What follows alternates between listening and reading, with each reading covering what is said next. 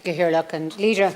I want to raise the issue with regard to something that the Women's Aid have recently highlighted, that the Gardaí failed to respond to thousands of domestic violence calls. An internal investigation has found that many victims received no help after calling 999 in domestic violence incidents.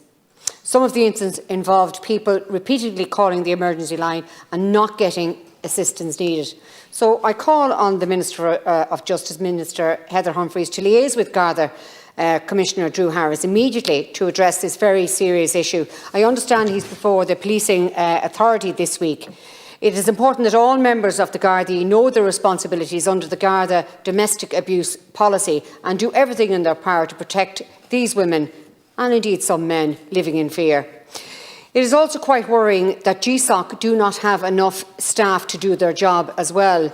The Garda Síochána Ombudsman Commission, the oversight body that investigates complaints about alleged wrongdoings and incidents involving members of An Garda Síochána, saw an 11% increase in the number of complaints it handled in 2020, up to 1,955. So the Minister of Justice needs to address both these serious issues with regard to manpower for An Garda Síochána, and indeed with all the recent antisocial behaviour in all our towns and cities over the last number of weeks. You can clearly see that the Gardaí are stretched, so certainly we do need to be recruiting more Gardaí, but also recruiting them in the proper way. Thank you.